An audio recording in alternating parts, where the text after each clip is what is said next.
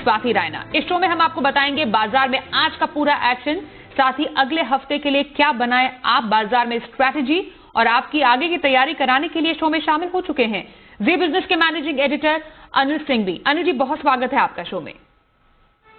साथ ही खास मेहमान करा दे परिचय, ट्रेड स्विफ्ट ब्रोकिंग के संदीप जैन हैं हमारे साथ। संदीप जी, आपका भी बहुत स्वागत है और पूरी टीम है हमारे साथ। परिचय करा देते हैं। देवांशी से जानेंगे कैसा रहा बाजार का हाल, कैसे रहे कैडिला हेल्थ के नतीजे, निफ्टी के 15,000 के शिखर का सफर और VRL लॉजिस्टिक्स का बायबैक प्लान हमें बताएंगे वरुण, कैसे रहे M&M के नतीजे बताएंगे कुशल, और कैसे रह सकते हैं BPCL के नतीजे हम जानेंगे आशीष से। बाजार का हाल लेकिन सबसे पहले जान लेते हैं तो क्रेडिट पॉलिसी के ऐलान के बाद हमने देखा बाजार में थोड़ा बहुत उतार चढ़ाव जरूर था। नतीजतन उतार चढ़ाव के बीच बाजार लगातार 5वें दिन भी बढ़त के साथ बंद होने में कामयाब रहा। निफ्टी ने तो नया रिकॉर्ड ही बना दिया। इंट्राडे में निफ्टी पहली बार 15,000 के पार पहुंचा और अंत में निफ्टी 29 अंकों की बढ़त के साथ 14,924 के लेवल पर बंद हुआ। वहीं FIIs और DIIs के डेटा पर भी एक नजर डाल लेते हैं। FIIs यानी विदेशी संस्थागत निवेशकों ने कैश मार्केट में करीब 1,462 करोड़ रुपए की खरीदारी की है। वहीं DIIs यानी घरेलू संस्थागत निवेशकों ने करीब 1,419 करोड़ रुपए की आज बिकवाली की।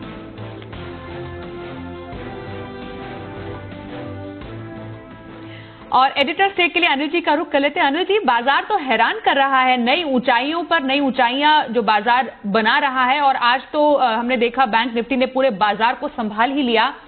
आज के कारोबार को कैसे समझें? बजट के बाद का एक ऐसा हफ्ता जो पहले इतिहास में हमने कभी देखा नहीं। जी हां, ऐसा ही हफ्ता आज खत्म हुआ।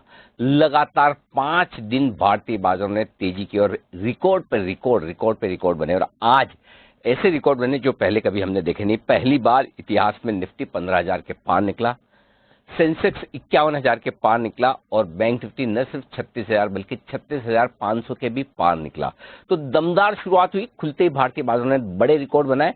उसके बाद हल्की फुल्की मुनाफा वसूली शुरू हुई। तो उसके बाद दोनों तरफ के ट्रेड कभी ऊपर कभी नीचे, लेकिन फाइनली जो क्लोजिंग मिली वो फिर से एक रिकॉर्ड हाइस पर मिली। तो आज जिन लेवल पर तीनों ही इंडेक्स बंद हुए वो अब तक के सबसे उच्चतम लेवल है। 14,900 के ऊपर निफ्टी बंद होने में कामयाब हुआ। 35,500 के ऊपर बैंक निफ्टी बंद होता हुआ नजर आया। तो अच्छी खासी तेजी के साथ क्लोजिंग होती दिखी। चौतरफा खरीदारी का माहौल था। सरकारी बैंक SBI के नेतृत्व में SBI के शानदार दमदार रिजल्ट्स और जो अपग्रेड आए हैं SBI के बड़े दिग्गज ब्रोकरेजेस की तरफ से वो कमाल के हैं, और उसके दम पर SBI ने अकेले आज बाजार की तेजी को और सरकारी बैंकों की तेजी को लीड करने का काम किया। सरकारी कंपनियों में जबरदस्त एक्शन है। 1-2 दिनों की सुस्ती के बाद फार्मा शेयर जबरदस्त एक्शन में आता है। आज फिर से सारे फार्मा शेयरों में तगड़ी खरीदारी होती है। देखिए, डॉक्टर, सन, सिप्ला, डिवीज, आप जो नाम ले, औरोबिंदो, सब में दमदार तेजी बनती दिखी। तो आज के सेशन की सबसे खास बात ये रही, एक तो 5 के 5 दिन बाजार मजबूती के साथ बंद हुए, और बजट के बाद के शायद ये सबसे बेहतरीन 5 ट्रेडिंग सेशन अब तक इतिहास में रहे होंगे। दूसरी बात, चौतरफा खरीदारी थी। तीसरी बात, ग्लोबल संकेत आपके लिए बढ़िया थे, और भारतीय बाजारों के बंद होने के वक्त डाउ फ्यूचर्स भी हरे निशान में ट्रेड करते हुए दिख रहे थे। मामूली सही लेकिन पॉजिटिव थे, और FIs की खरीदारी लगातार बरकरार है। तकनीकी तौर पर बाजार मजबूत है, और सेंटीमेंट तो पूछे ही मत। जब रोज लाइफ हाई बन रहे हो तो सेंटीमेंट तो मजबूत हो गई। इन सब के चलते भारतीय बाजारों में एक और दमदार एक्शन। कुछ नतीजों की बात कर लेते हैं। M&M ने आज अपने दिसंबर तिमाही के नतीजे पेश किए। कैसे रहे ये नतीजे, जरा जानने के लिए सीधे चलते हैं हमारे सहयोगी कुशल गुप्ता के पास। कुशल, आपने कल M&M के नतीजों का अनुमान बताया था, नतीजे रहे कैसे? जी, तो दिग्गज ऑटो कंपनी M&M ने अपने नतीजे पोस्ट किए, और यहां पर अगर आप देखें तो ओवरऑल ऑपरेशनली कंपनी ने बेहतर साइड पर परफॉर्मेंस दी। इनफैक्ट हमारा जो अनुमान था आय का वो 12,120 करोड़ रुपए से बढ़कर 14,056 करोड़ रुपए का था। इनफैक्ट कंपनी ने ऑलमोस्ट एग्जैक्टली सिमिलर लेवल्स पे जो है अपनी लाइंस पोस्ट की है रेवेन्यू के आधार पर। साथ ही कंपनी की मार्जिन की अगर आप बात करें तो 14.8% से बढ़कर कंपनी ने 17% के मार्जिन रिपोर्ट किए हैं, जबकि हमारा अनुमान केवल 16.2% का का था। तो यहाँ पर मार्जिन्स बीट जो है क्लियरली नजर आई M&M के आधार पर। इनफैक्ट अगर आप कंपनी का मुनाफा देखें तो खासकर अगर आप जो रिपोर्टेड मुनाफा देखेंगे तो 380 करोड़ रुपए से बढ़कर 531 करोड़ पर आता हुआ दिखा है। पर यहाँ पर अगर आप देखें तो 1214 करोड़ का एक मुश्त घाटा भी इन्होंने इंपेयरमेंट लॉस के आधार पर लेते हुए नजर आए हैं, जिस वजह से आपको मुनाफे में इतनी गिरावट देखने को मिली है। पर अगर आप एडजस्टेड बेसिस पर देखेंगे तो मुनाफा पिछले साल 980 करोड़ का था, उसके मुकाबले 1745 करोड़ का जो अगर आप एक्सेप्शनल आइटम एडजस्ट करके देखेंगे तो ये अमाउंट आता हुआ नजर आ रहा है और 78% की बढ़त जो है आपको एडजस्टेड बेसिस से मुनाफे में देखने को मिलेगी। साथ ही मैनेजमेंट ने यह भी कहा कि इस साल सांगयोंग की जो डील होने की उम्मीद थी वो अब नहीं है, तो कहीं ना कहीं ये एक नेगेटिव फैक्टर कंपनी के अगेंस्ट में जाता हुआ नजर आ रहा था। पर अगर आप नतीजों के लिहाज से देखेंगे तो ऑपरेशनली बेहतर साइड पर नंबर्स आते हुए दिखे हैं M&M के। बहुत शुक्रिया कुशल, M&M के नतीजों पर और ज्यादा जानकारी देने के लिए क्विक रिएक्शन ले लेते हैं हमारे आज के एक्सपर्ट संदीप जैन से। संदीप जी, M&M क्या किया जाए? नहीं, बिल्कुल होल्ड करें। एक जबरदस्त आउट परफॉर्मर रहा है। जिस तरीके से एग्री इकोनॉमी को लेकर मैं काफी बुलिश हूँ। देखिए ट्रैक्टर्स की सेल्स जबरदस्त आ रही है, सबसे बड़ा प्लेयर और जबरदस्त कॉर्पोरेट है।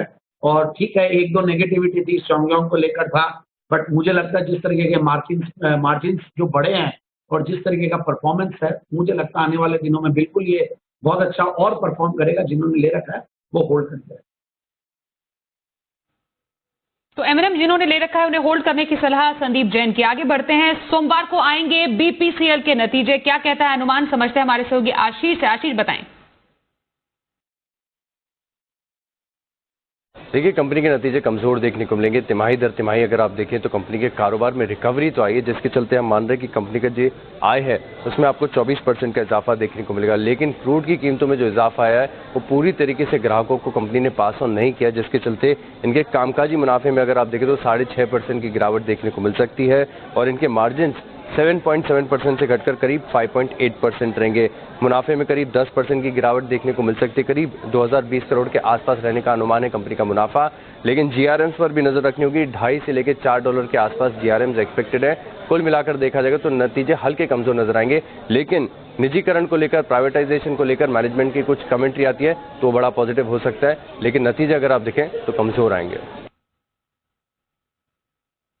जी, बहुत शुक्रिया आशीष आपका BPCL के नतीजों पर अनुमान बताने के लिए। संदीप जी, BPCL के नतीजे सोमवार को, उससे पहले कोई स्ट्रैटेजी बनाएं? स्ट्रैटेजी यही है कि बाय करके चलना चाहिए। BPCL को मैं काफी दिनों से एग्रेसिवली बाय के रिकमेंडेशन दे रहा हूँ, 360, 70, 80 लेवल्स। और देखिए इसका डिसइन्वेस्टमेंट को लेकर अनुमान यही है कि टाइम का पता नहीं चलता, बट ओवरऑल मुझे लगता है कि disinvestment is a very very big trigger. तो रिजल्ट तो जो है वो आएगा ही जैसा भी है, और बहुत ज्यादा मुझे लगता नहीं कि प्राइस में कोई फॉल आएगा अगर कोई नेगेटिव रिजल्ट भी आता है। तो one should continue holding it, and कहीं भी अगर नेगेटिव न्यूज पे गिरा हुआ मिलता है स्टॉक तो वो बाइंग की अपॉर्चुनिटी होगी। So one should enter that stock और दोस लेवल्स। तो मुझे लगता है स्टॉक को होल्ड करें जिनके पास है। ओके, चलिए अब आगे बढ़ते हैं और शो के खास सेगमेंट शर्मा जी का ऑप्शन देखते हैं।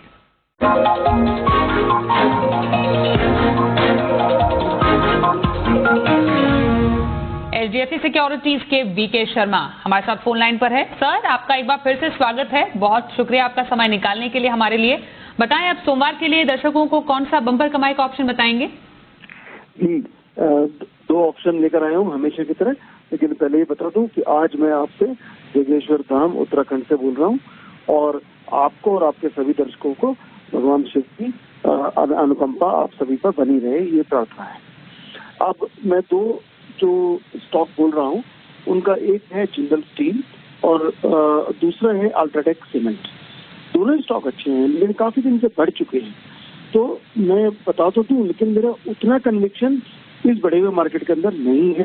शॉर्ट मैं करना नहीं चाहता, तो फिर भी जिंदल स्टील की तो कहने का मतलब ये कि कोई आवश्यक नहीं कि आप इनमें काम करें, और करना चाहें तो उनके लिए मैं कॉल दे रहा हूँ। कन्विक्शन मेरे को उतना नहीं है।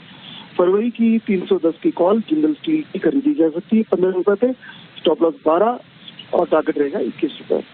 अल्ट्राटेक सीमेंट 6400 की फरवरी की कॉल 186 रुपए पे ले, स्टॉप लॉस 135 का, टारगेट रहेगा 265। किसी भी कारणवश अगर ये स्टॉक ऊपर खुलते हैं तो आप इनको नीचे आने पे भी न लें, ये ध्यान रखें। और पुराने जो ऑप्शन हैं अपने, बजाज फिनसर्व का टारगेट जो परसों दिया था आज हो गया, और आईटीसी और दूसरा आईडीएफसी तो कल दिए थे। आईटीसी का टारगेट हो गया आज, और आईडीएफसी फर्स्ट बैंक का स्टॉप लॉस हुआ नहीं है, लेकिन स्टॉक अभी भी खड़ा है, तो उसका स्टॉप लॉस आप ध्यान रखें और समय आने पर प्रॉफिट बुक करें। जी नमस्ते, हैव अ नाइस वीकेंड, धन्यवाद और जय हिंद। बहुत शुक्रिया शर्मा जी, ऑप्शन की स्ट्रैटेजी सोमवार के लिए बताने के लिए आपका।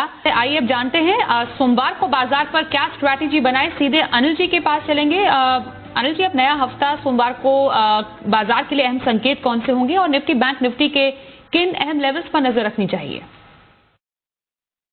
जहां तक सोमवार के बाजारों का सवाल है, उम्मीद पूरी आप कर सकते हैं कि मजबूत ट्रेडिंग सेशन होगा। एक बार फिर से 15,000 के पार जाने की कोशिश निफ्टी की, तो 36,000 के पार जाने की कोशिश बैंक निफ्टी की होगी, और सेंसेक्स भी 51,000 के पार निकलने की कोशिश करेगा, क्योंकि भारतीय बाजारों के बंद होने के वक्त डाउ फ्यूचर 100-125 पॉइंट मजबूती के साथ ट्रेड करते हुए दिख रहे थे। यानी कि अमेरिका में एक अच्छे मजबूत ट्रेडिंग सेशन की संभावना है। रिजल्ट बहुत दमदार आ रहे हैं। एसबीआई के बाद अब बैंकों के रिजल्ट से भी अच्छी उम्मीदें बन चुकी हैं। अगला हफ्ता फिर से रिजल्ट के लिहाज से बड़ा होगा। ढेर सारी दिग्गज और वायदा कारोबार की कई कंपनियों के नतीजे आपको आते हुए दिखेंगे, वहां पर फोकस होगा।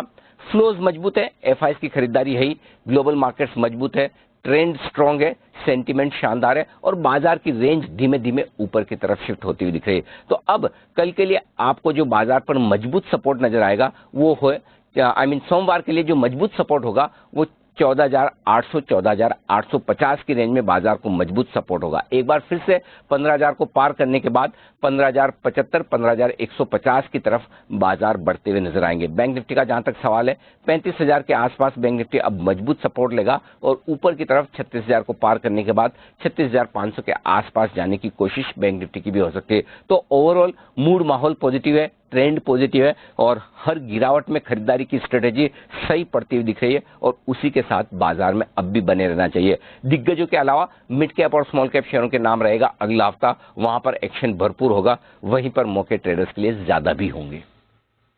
बहुत शुक्रिया आपका अनिल जी, सोमवार के लिए स्ट्रैटेजी बताने के लिए और शो में शामिल होने के लिए। आगे बढ़ते हैं और सोमवार के ऑप्शन की स्ट्रैटेजी जरा समझते हैं कोटक सिक्योरिटीज के श्रीकांत चौहान से। श्रीकांत जी, बहुत स्वागत है आपका शो में। कौन सी ऑप्शन की स्ट्रैटेजी बताएंगे सोमवार के लिए? धन्यवाद। देखिए, वैसे आने वाले हफ्ते में हमें लगता है कि जो मेटल के कंपनीज है वहां पे हमें अच्छी तेजी दिख रही है, क्योंकि एक तो वर्ल्ड मार्केट्स में तेजी बनती जा रही है, वर्ल्ड इसमें आयरन और के कमोडिटी में, और इसी वजह से हमें लगता है कि जितने भी स्टील के स्टॉक्स है उसमें तेजी देखने मिलेगी। तो टाटा स्टील एक करंट लेवल से बाय किया जा सकता है, और चूंकि ऑप्शन की आप स्ट्रेटेजी बता रहे हैं तो 680 के कॉल ऑप्शन बाय कीजिए। 40 रुपए के करीब अभी ये ट्रेड कर रहा है। 20 रुपए का हमें इसमें स्टॉप लॉस रखना है, और टारगेट हम यहाँ पे रखेंगे 75 रुपए के। तो टाटा स्टील के 680 के कॉल ऑप्शंस खरीदने की राय रहेगी। बहुत शुक्रिया श्रीकांत जी, सोमवार के लिए ऑप्शन स्ट्रैटेजी बताने के लिए। शो के अंत में अब संदीप जी आपसे समझेंगे, लॉन्ग टर्म स्ट्रैटेजी किसी को रखनी हो तो आज आप कहां पर सजेस्ट करेंगे? बिल्कुल एक जबरदस्त टायर कंपनी है, और आप देखिए जिस तरीके से टायर स्टॉक्स रॉक कर रहे हैं। जेके टायर से शुरू हुई थी कहानी, और अपोलो टायर भी 10-10% चले हैं, और जबरदस्त परफॉर्मेंस है सारे टायर स्टॉक्स का, in terms of numbers also, in terms of stock performance also, price performance. Auto ancillary stocks के रिजल्ट्स बहुत अच्छे आ रहे हैं, ऑटो नंबर्स अच्छे आ रहे हैं। फिर इसके भी रिजल्ट मुझे लगता है कि बहुत अच्छे आने चाहिए गुडियर टायर के। और गुडियर टायर देखिए आप 90 ईयर ओल्ड कंपनी इंडिया में, और one of the oldest and largest tyre companies in the world, एक एमएनसी कंपनी है। और सबसे इंपॉर्टेंटली इस कंपनी का प्रेजेंस है फार्म इक्विपमेंट्स में, मतलब कि ट्रैक्टर टायर्स में और कमर्शियल व्हीकल्स में, जहां पे बहुत अच्छा खासा माहौल बना हुआ है। तो I am very bullish on the stock. मैं देख रहा था सितंबर का 2019 का क्वार्टरली रिजल्ट, जहां पे 38 करोड़ का पैट था, उसके सामने सितंबर 2020 में, जो कि बहुत ज्यादा पॉजिटिव माहौल नहीं था उस टाइम पे, फिर भी 49 करोड़ का पैट था। तो ओवरऑल बहुत ही क्वालिटी कंपनी है। प्रोमोटर की होल्डिंग बहुत स्ट्रांग है, 74%। एफआईआई डीआईआई करीब 10-11% होल्ड करते हैं। फिर डिविडेंड यील्ड करीब 8% का था लास्ट ईयर। तो I am very very bullish. Zero debt company है, बोलने की जरूरत ही नहीं होती, एमएनसी क्वालिटी स्टॉक है। तो बिल्कुल अच्छा खासा करेक्टेड लेवल्स पे भी है। डाउनसाइड रिस्क बहुत कम लगती है मुझे, और यहाँ से आप मान लीजिए डाउनसाइड रिस्क 100-150 रुपए की होगी, और अपसाइड मुझे लगता है 1150 से 1200 आने वाले दिनों में दिखाएगा। तो बेसिकली 1150 के टारगेट के लिए आने वाले 3 से 6 महीने के लिए इस स्टॉक को बिल्कुल खरीदें। बहुत शुक्रिया आपका संदीप जी, आप शो में हमारे साथ शामिल हुए आज, और हमारे तमाम सहयोगियों का भी शुक्रिया हम तक एक्सक्लूसिव खबर और रिसर्च पहुंचाने के लिए। तो शो में आज के लिए बस इतना ही।